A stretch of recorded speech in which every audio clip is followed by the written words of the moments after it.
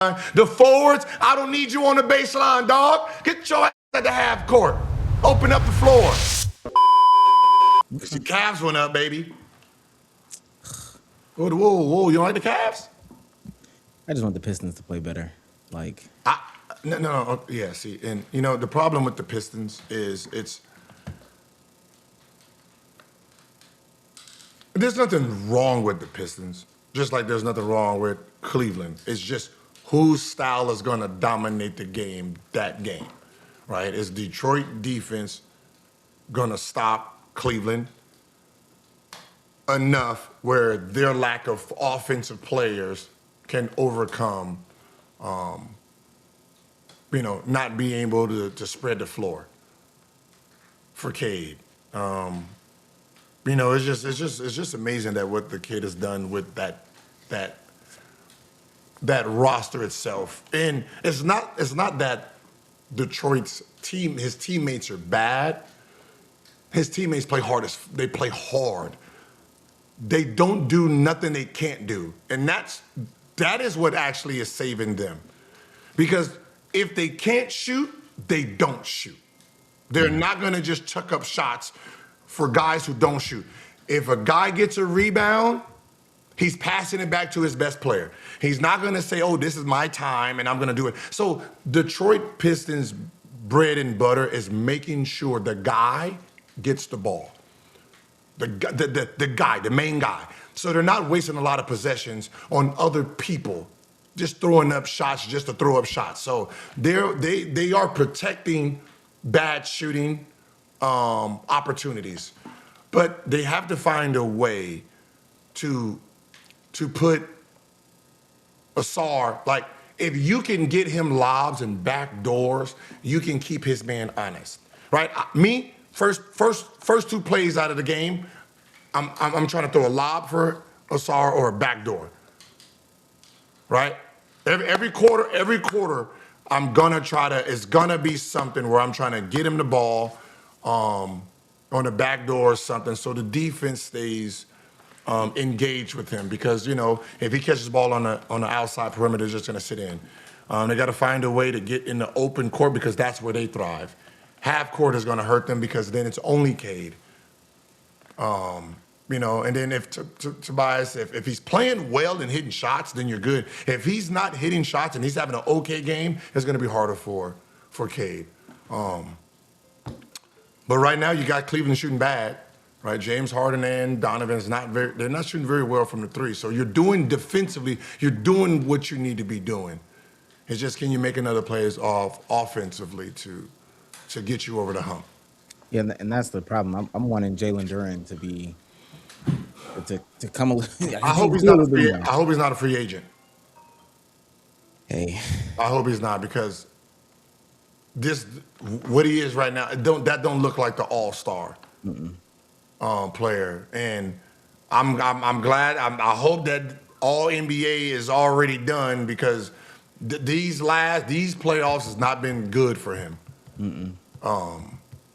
But again, I can't fault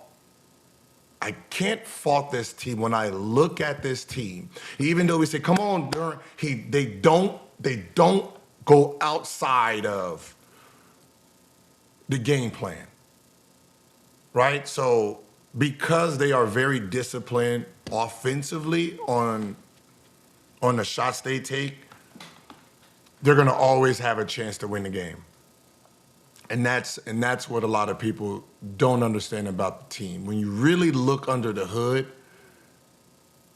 Duren's not going to force shots just to put up numbers. If they don't come easy from the guy, then no, I'm going to set my pick. I'm going to roll. If I get an offensive rebound, if I don't have a direct dunk, I'm giving it back to the guy. Put us back in offense. So it's going to be game. I can see Cleveland. If Cleveland catches fire, it's over. But I think it's going to be a grinded out game, and it could go the distance of 7. And then Spurs, thank you. You're welcome. You're welcome. Right? You're welcome. Everything. Who really looks good though. For real, Yeah. for real. Harper looks Oh no, yeah. crazy. What? Yeah, I'm Like gonna give him a. them boys is playing well, but the engine is Wemby, and it just made no sense to me that.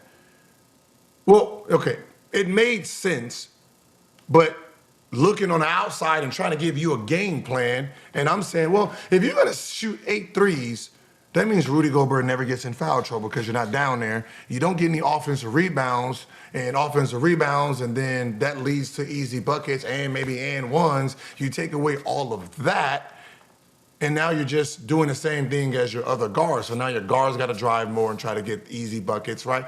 When you're the guy that can't be stopped. So why aren't you doing this? Shot 9 free throws. When he had 39, what was he doing? Attacking the basket. This last game, when he came out and he killed him, what is he doing? He's putting so much pressure on the rim by backdooring, trying to get the lob, and because they're trying to keep him out of the lane, they're playing too physical. They're getting fouls on that. So it was great to see him adjust, and the fact that he's adjusting in real time lets you know how in tune he is with the game, with what people are saying, and you are watching greatness unfold as we see.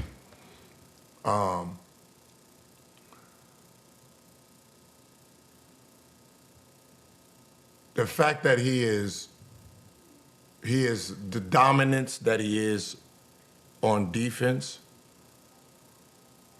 I next year he is hands down going to be the best player in the world.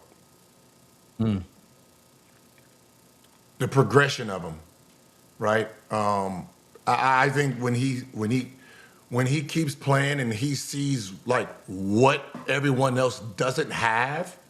See, he's played Euro ball so much where they sit in the lane, right? Oh, there's Wemby. Everybody, we're just gonna sit in here, right? So he sits on the outside. When he starts realizing, like, as long as you have let's treat it like football and a receiver. If somebody is backpedaling and you're going forward, you're gonna have that lane. The only thing they can do is try to push you or hold you. Automatic foul, right? If you jump and you touch the ball, 2 free throws, right? Other than that, that's a foul. Right? So you can actually foul out that whole back line just by moving towards the rim. Like I'm sitting there trying to I'm throwing him the ball every time if I drive, if I think he's somewhere in that facility of the rim or in the paint, I'm just gonna throw the ball up, go get it. It's a foul. Like they have no choice. They just watching how physical they are. Don't let him learn how to flop. It's over. Because he has the body size. He starts flopping, he's going to be shooting 15, 16 free throws a game. He's trying to play through some of this stuff right now. But he's earning it. He's earning his stripes in real time, and he will be the best player in the world. I mean, Jokic is still going to have his thing because that passing is just unbelievable. But if the ball went through Wemby every single time, he can average 10 assists easy. Because he actually can pass the ball. Mm-hmm. But good series, great. It's who can put their will on the game right now. I really do question. I don't know if it's the NBA or just Timberwolves themselves, but the game Wemby didn't play, they were pressing the Wolves, and all the turnovers they had on the basic man-to-man press was just like, what? Y'all don't know how to break a press? Why are 4 of y'all don't do 2-2-1 breaks anymore? Like, y'all should have learned that shit in college. Y'all catching the ball in the corner, knowing you're gonna get trapped, right? What is the like, y'all don't run through this. Like, you're supposed to catch the ball above the free. Whoever's taking the ball out, don't touch the ball if they pressing. Don't touch it, let it bounce. Let your team, the 2 guards, get above the free throw line. The forwards, I don't need you on the baseline, dog. Get your ass at the half court. Open up the floor. Hey, guards cross. If not, try to catch it not at the baseline. Try to catch it right in front of the free throw line, so when that double comes, you can pass it back to that guy, then move the ball up the court. Once my best player get it, everybody go. Just go up the court. Now let's go ahead and do what we got to do. If somebody snaps back, it's an easy pass. But the fact that they were struggling so bad, I was like, damn, y'all deserve to lose. This is crazy. It just didn't make no sense that they couldn't get the ball up on a full court man-to-man basic ass trap. They still young though. Ain't they like one of the youngest teams in the league? They still young. You know, give them some grace. I don't know. My 13-year-old knows how to break a press. I don't know. That's basic. The AAU is all press. That's all they did in AAU. All these kids came from AAU. They should know how to break a press. I don't want to see four players below the free throw line. That's crazy, trying to catch the ball. But, hey, other than that, it's some great playoff games, man. Playoff games. They're almost there. Hey, AP. Pocket watch. Oh, my God. Pocket watch. Hey, listen, I'm going to tell you this. I'm not disappointed. Do you think I care? No, I don't. I don't wear watches. I was just going to buy the collection anyway. Pocket watch, wrist watch, shuffle watch, toe watch. I'm going to cop it. I'm going to hang it somewhere. It's going to be hanging somewhere on my belt buckle, on my shoelace, on the fresh Ant-Mans. Bro, listen, I'm black, right? we gonna overuse it. We gonna overuse it. It's gonna be part of nigga key ring with the keys. Nah, we getting that. We don't care what y'all say. All you entertainers talking about, oh my God, I didn't realize it was just such an outcry. No, it was a big deal. That's what it was man, this is below what? Like, wait, what? The girls can't tell between my $300,000 and $300. Then you with doofies. You messing with dumb girls. Do you need a $300,000 watch to catch the kitty? They selling it for $50 down the street, right? Kitty, $50 down the street. You need $300,000. Come on, bruh. Right? Come on, bruh. Y'all are who y'all are. The watch don't matter. They done already Googled everything. They know what you're making. You don't need the jewelry to entice them. They can't pay their rent anyway, right? So the $300 watch is still good to them, okay? But I'm telling you, I'm taking it. I'm getting it. Yeah, I got a lot of $300. All right? I got a lot of $300. You ain't gonna trick me out of this watch, pocket watch, wrist watch. I might around just put tape and just, hey. We can make some bands now. We can make some we can make some, Oh, give it to me.